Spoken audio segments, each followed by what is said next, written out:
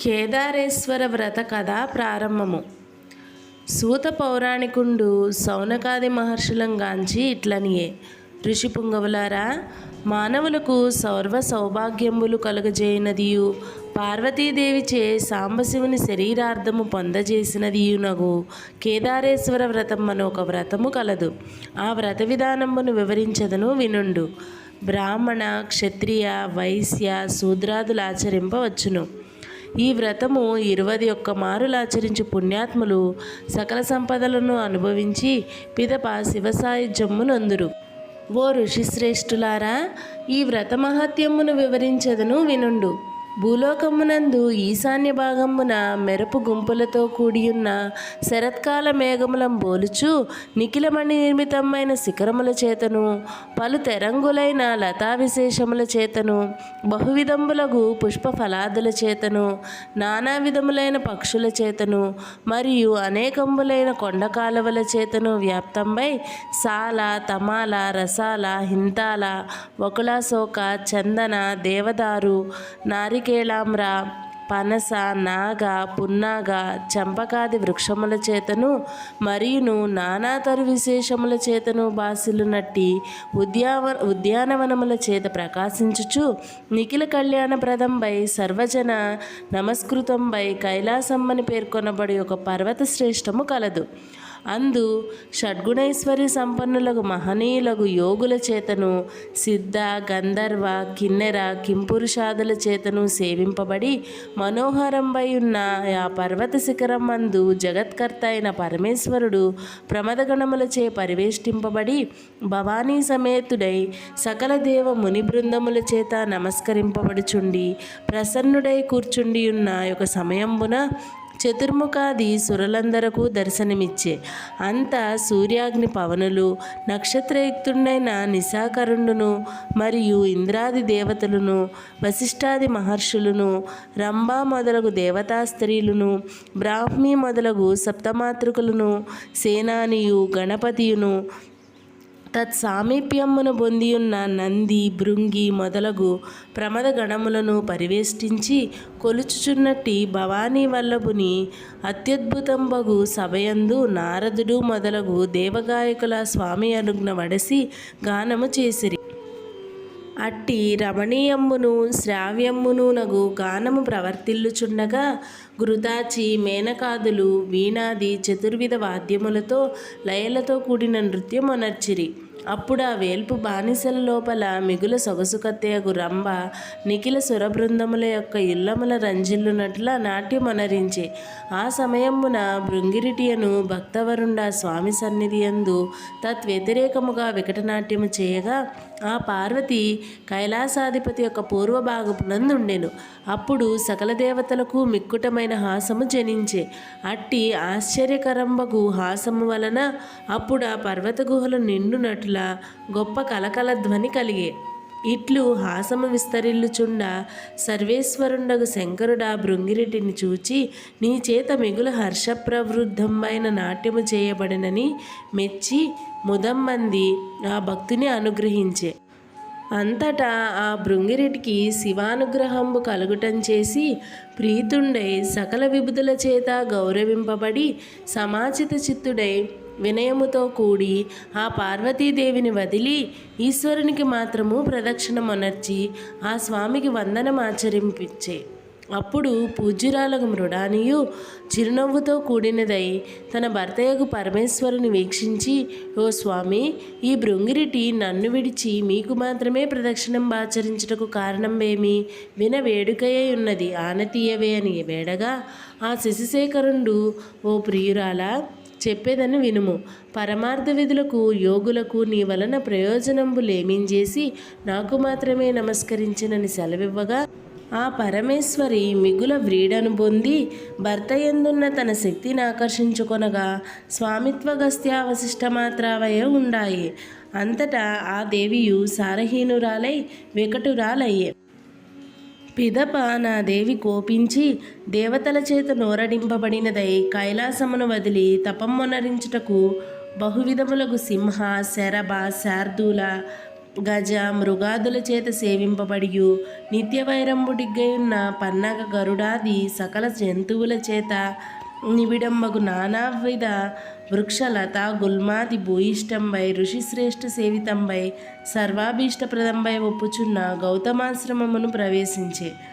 అంతనా గౌతముండు వన్యంబులైన హోమయోగ్యంబులగు సమిత్కుశ ఫలాదులను గ్రహించుకొని వనమ్మునందుండి వచ్చునెడ తన ఆశ్రమ భాగమున వెలుగుచున్న ప్రకాశమును చూచి ఋష్యాశ్రమం బగునిది మిగుల శోభిల్లుచున్నది ఏమని విస్మయం మంది తత్కారణంబులు చింతించుచు తన ఆశ్రమమును ప్రవేశించి తామర రేకుల వంటి కన్నులు కలిగి అలంకారకృతురాలై ఉన్న ఆ మహేశ్వరిని అనుంగొని పూజ్యురాలువైన ఓ భగవతి నీ విచటకేతించుటకు కారణం బేబీ అని అడుగా ఆ దేవియు నా జడదారికి తన విషాద కారణమును వచించి నమస్కరించుచు ఓ ఈ మునీశ్వరుడా ఏ వ్రతము యోగ సమ్మతంబైనదో ఏ వ్రతానుష్ఠానము చేత శంకరుని దేహార్థము నాకు ఘటించునో అట్టి వ్రతం ఉపదేశింపుమనగా ఆ మహర్షి సకల శాస్త్ర పురాణావలోకం ఆచరించి ఈప్సితార్థప్రదంబగు శ్రీమద్ కేదారనామకమైన ఉత్తమ వ్రతమును ఆచరింపుమని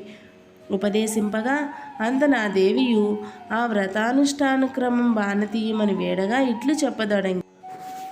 భాద్రపద శుక్లాష్టమియందు శుద్ధ మనస్కురాలవై మంగళకరంబులగు నేకవింశతి తంతువుల చేత హస్తమునందు ప్రతిసరమును ధరించి యా దివసమందు ఉపవాసమునరించి మరునాడు బ్రాహ్మణ భోజనము చేయించి అది మొదలు అమావాస్య వరకు ఈ వ్రతమునిట్లు సలుపుచు ప్రతిదినమునందును శ్రీమద్ కేదారదేవుని ఆరాధింపవలయును.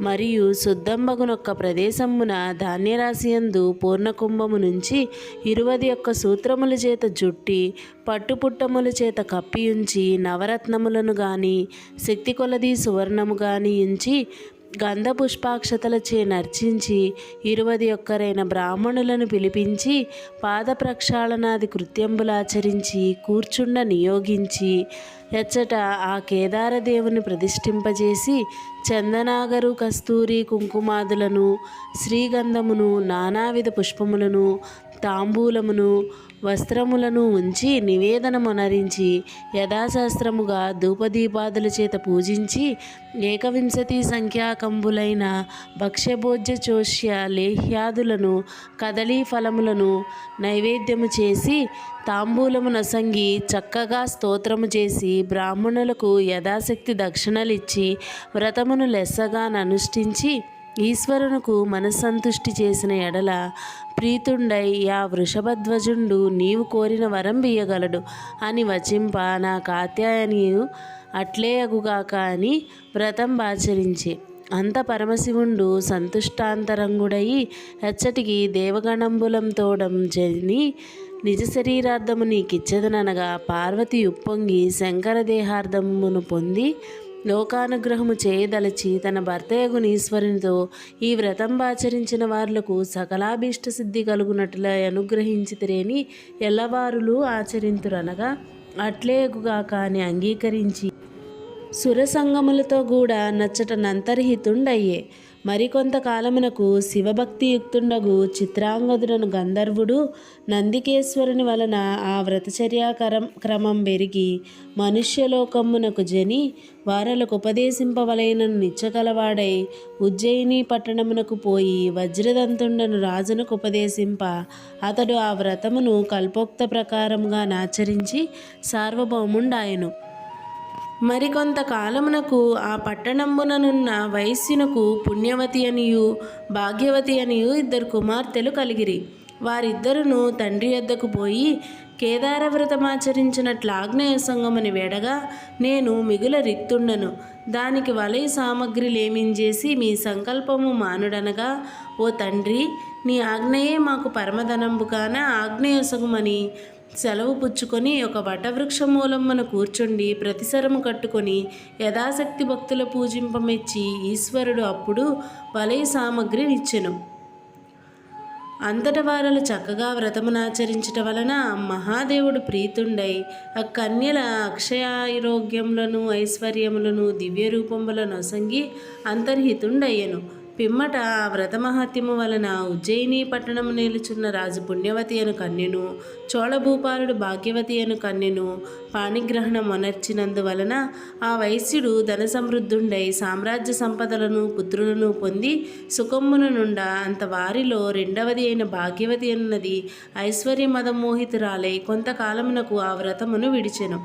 అందువలన భాగ్యహీనురాలై పెనిమిటి చేత వెడలనంపబడి పుత్రుని తోడే అడవిని తిరిగి సంచారకిన్నురాలై ఒక బోయవాని ఇల్లు చేరి అచ్చట తన పుత్రుని చూసి, ఓ పుత్ర, అక్కయ్యకు పుణ్యవతిని ఉజ్జయిని పట్టణరాజు వివాహమాడి ఉన్నాడు. నీవచ్చటికి చెని దానిని చూచి ధనము తీసుకొని శీఘ్రముగా రమ్మనగా అతన్ని ఆ పట్టణమునకు పోయి పెదతల్లికి తమ యొక్క దుస్సహంబగు కష్టమును తెలుపగా ఆ పుణ్యవతియును అతని చేతికి విస్తారముగా ధనమునిచ్చే. అంతనతండ ధనము తీసుకుని వచ్చినడల మార్గమున అదృశ్య రూపుండైన దేవుని వలన ఆ ధనమును అపహరింపబడగా అతన్ని మరలా అచ్చటికే తెంచి ఆ వృత్తాంతమంతయును విన్నవించి మరికొంత ధనము సంగ్రహించుకొని పోగా ఆ ధనము కూడా హరింపబడగా దోదూయమాన మానసుండై నిలువంబడి ఉన్న వానితో ఈశ్వరుండు అదృశ్యుండై, ఓ చిన్నవాడా, వ్రతభ్రష్టులకు ఈ ధనము గ్రహించనలవి కాదని చెప్పగా ఆ వాక్యము విని విస్మయం పొంది ఆ చిన్నవాడు మరలా పూర్వం వలె అచ్చటికించని ఈశ్వరోక్తంబగు వృత్తాంతమును తెలుపగా ఆ పుణ్యవతి ఆలోచించి పుత్రుని చేత వ్రతం వనరింపజేసి తన చెల్లెలు వ్రతమాచరించినట్లు చెప్పవలేనని ద్రవ్యము నొసంగింపగా అతడు బయలు వెడలి వచ్చిన మార్గంబున అప్రయత్నముగా పూర్వము కోల్పోయిన ధనమంతయు స్వవశమైనందున సంతసించి సర్వము గ్రహించుకొని కాంచీ పట్టణమును ప్రవేశించు సమయంబున చతురంగ బలముతోడ తన తండ్రి ఎదుర్కోలు వచ్చి వెంట పెట్టుకొని పట్టణమునకు జనియే. అంతటా తల్లిదండ్రులతో కూడి సుఖమనుభవించుచుండే. పిమ్మట తల్లియగు భాగ్యవతియును తండ్రియగు చోళరాజును అది మొదలు ఈ వ్రతమును ఆచరించుచు అవిచ్ఛిన్నంబగు నిఖిల సంపదలను అనుభవించుచుండిరి. కావున ఎవరైనను యథోక్త ప్రకారము ఈ వ్రతమాహాత్యమును భక్తియుక్తులై వినిన చదివిన అట్టి వారందరూ శ్రీ మహాదేవుని అనుగ్రహం వలన అనంతంబులకు ఆయురారోగ్య ఐశ్వర్యములను పొంది సుఖంబులు అనుభవించి శివసాయుధ్యమును పొందుదురని గౌతమ మహర్షిచే చెప్పబడినని సూతుండు శౌనకాదులకు చెప్పగా శ్రీ వ్యాస భట్టారకుడు స్కాందపురాణం నందు అభివర్ణించెను. ఇది కేదారేశ్వర వ్రత కథ సంపూర్ణం.